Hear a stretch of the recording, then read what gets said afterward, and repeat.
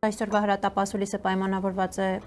ոչ թե դատավարական ողջ գործընթացի ապօրինությունները, որոնք շարունակաբար տեղի ունեցել, այլ առավել հրատապ հանգամանքով, որն է Նարեկ Սամսոնյանի հացադուլը եւ առողջական վիճակի որոշակի հանգամանքներ, որոնց մասին Նարեկը գիշերը քրեակատարողական հիմնարկում հոդված է հրապարակել, այսօր առավոտյան հրապարակվել է եւ հիմա կընթերցեմ, ինչպես Մելիքյանը նշեց առաջին դեմքից, որից հետո արդեն առավել մանրամասն կանդրադառնանք դրա հանգամանքներին։ Ընթերցում եմ Նարեկ Սամսոնյանի հոդվածը Արմավիր քրեակատարողական հիմնարկից 6-րդ պատժախցից։ Հացադուլ օրին 9-րդ առողջությանս հետ կապված խնդիրների մասին։ Ջերմ ողջույններ Արմավիր քրեակատարողական հիմնարկից։ Տեղեկացա, որ իմ պաշտպան Ռուբեն Մելիքյանն արդեն հայտնել է առողջությանս հետ կապված խնդիրների մասին եւ ցանկանում եմ մի քիչ մանրամասնել իրավիճակը։ Նախ մինչև մեզ այս ազատությունից ապօրինի զրկելը նախորդ տարվա դեկտեմբեր ամսին ես պլանային վիրահատություն ունեի, որը պլանավորվել էր դեռևս սեպտեմբեր-հոկտեմբեր ամիսներին։ Քանի որ ռեժիմն ինձ հետույք բառի համար կալանավորեց, վիրահատությունը տեղի չունեցավ։ Իսկ բանտային պայմաններն էլ ավելի վատթարացրեցին իրավիճակը եւ մենք ստիպված եղանք դիմել ինձ բուժող բժշկին Արմավիր քրեակատարողական հիմնարկ այց կատարելու համար։ Տվյալ դիմումը գրել էինք հունվարի 5-ին եւ ապօրինի կալանքի երկարացումից հետո հայտարարածս հացադուլի 7-րդ օրը բժիշկը հնարավորություն ունեցավ այցելելու եւ զննելու ինձ։ Այսինքն դիմումը մուտքագրելուց 10 օր անց միայն բժիշկին հնարավորություն տվեցին այցելել ինձ։ Հիմա, երբ բժիշկը ցուցել է շտապ վիրահատական միջամտություն, նույն ծառայությունն անհասկանալի պահանջներ է առաջ քաշում եւ ասում, որ տվյալ ցուցումը հնարավոր է իրականացնել նվազագույնը 10 օրում։ Այսինքն, ինձ առանց հանցակազմի արկայության պահում են ուղղակի գերության մեջ, Վերադաս Ատյանն ասում է, ապօրինի եք կալանավորել։ Դրանից հետո 3 ամսով նոր ապօրինի որոշմամբ երկարացնում են գերության ժամկետը, դրանից հետո ինձ ոչինչ չի մնում, քան հացադուլի միջոցով արտահայտել բողոքս։ Հետո ինձ հացադուլավորից տեղավորում են պատժախոց, իսկ արդեն հիմա ասում են 10 օրից շուտ չեն կարող տեղափոխել, կարգն է այդպիսին։ Հիմա պատկերացրեք, թե մենք ինչ աստիճանի բարոյազուրկ քրեական հանցագործ ռեժիմի հետ գործ ունենք։ Իմ հացադուլի նպատակներից մեկը հենց այս ամեն ինչը հնարավորինս լայն զանգվածների ցույց տալն էր։ Ոչ թե նրանց, ովքեր 2018-ից անցել են պայքարի բովով, կամ նրանց, ովքեր իրենց սեփական մաշկի վրա զգացել են ռեժիմի անմարդկային էությունը, այլ նրանց, ովքեր միշտ հեռու են եղել քաղաքականությունից ճակերտների մեջ։ Այս ամենը ես ցանկանում էի մտցնել միջազգային հանրության փակ աչքերը, ինչն էլ այս ընթացքում արել է Anti-Fake-ի թիմը հայտնի քաղաքական եւ հանրային գործիչների գործուն աջակցությամբ։ Հիմա հասել ենք հատակի հատակին, երբ սրանց իշխանության անմարդկայնությունն այլևս արձանագրված փաստ է, եւ վստահաբար դեռ առաջիկա օրերին հատակի հատակից անդին է իջնելու։ Հիմա այս ամենի պատասխանատուների մասին։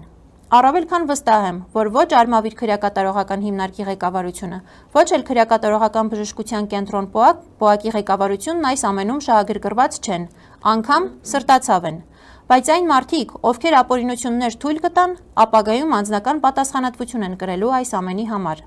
Նույն հաջողությամբ թե դատախազությունում, թե դատական համակարգում, թե քննչական կոմիտեում վստահաբար կան առաքինի եւ իրենց մասնագիտությունը հարգող մարդիկ, բայց նրանք, ովքեր թաթախվել են քաղաքական հետապնդումների եւ ռեժիմի հրահանգները կատարելու պարտականության մեջ, ապագայում աներկբայորեն պատժժվելու են դրա համար։ Ես այս ամեն ինչին շարունակում եմ քնծիծաղով նայել եւ անկեղծ ասած վստահ եմ, որ առջևում դեռ նոր անակնկալներ են լինելու։ Ես այդ անակնկալներին սպասում եմ, քանի որ գնալով ավելանում է այս ամենի անհատական պատասխանատուների ցուցակը։ Այս ամենի պատվիրատուների մասով ասելիք չկա, ինչ կար, ասվել է։ Բայց ինչպես ասում են, խորհրդային բռնաճնշումների պատվիրատուն Ստալինն էր, բայց այդքան մատնագիր գրողներն ովքեր էին։ Հետգրություն։ Հացադուլի 9-րդ օրն ինձ որևէ պետական մարմնի ներկայացուցիչ չի այցելել։ ՄԻՊ-ը չի այցելել, չնայած նրան, որ ես չեմ էլ սպասում իրենց, բայց գոնե ՄԻՊ-ի պարագայում դա պարտականություն էր։ Լավ մնացեք եւ ազատություն բոլոր քաղբանտարկյալներին։ Վճռականություն, անձնազոհություն, հաղթանակ։ Հացադուլավոր քաղբանտարկյալ Նարեկ Սամսոնյան, հացադուլի 9-րդ օր, ապօրինի կալանքի 65-րդ օր, Արմավիր ՔԿՀ համար թիվ 6 պատժախոց 17/01/2026 թվական։ Ես իմ մասով ասեմ, որ ինչպես կալանքի երկամսյա ժամկետի ընթացքում, այնպես էլ հացադուլի ողջ ընթացքում ամեն օր տեսակցել եմ Նարեկ Սամսոնյանին եւ ինչպես մեր ամենօրյա ակցիաների ընթացքում, այնպես էլ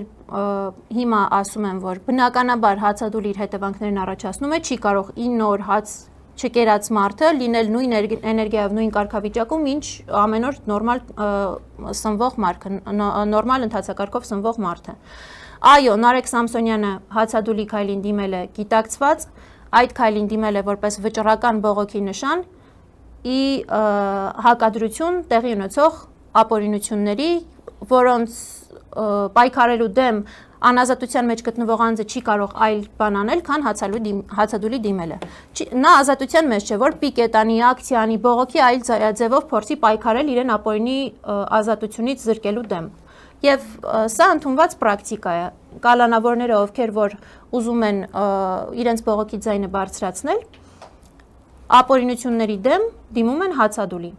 Սա գիտակցված ընտրված քայլ է Նարեկ Սամսոնյանի կողմից։ Նարեկ Սամսոնյանը մտքով, հոգով շատ ուժեղ է այս ամբողջ ընթացքում, այդ թվում եւ հացադուլի 9-րդ օրը, բայց բնականաբար առողջական վիճակի վրա այդ ամենը ազդում է։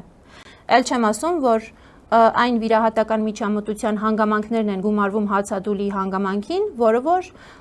եթե սովորական պայմաններում այդ վիրահատական միջամտությունը գուցե հնարավոր լինել 3 օր հետո, 4 օր հետո կազմակերպել, բայց հացադուլի պայմաններում ամեն օրը դառնում է գումարած 10 օր, այսինքն հրատապության հարցը դրսևորվում է դրանում։ Ես այսքանով սահմանափակվեմ, եւս մեկ անգամ կրկնեմ, որ Նարեկ Սամսոնյանը մտքով, հոգով ամուր է, վճռական է իր հացադուլի մեջ, բայց առողջական վիճակով պայմանավորված եւ հացադուլի հանգամանքներով պայմանավորված հետևանքներ են առաջացել, որոնց մասին արդեն ավելի մանրամասն կխոսի պարոն Մելիքյանը։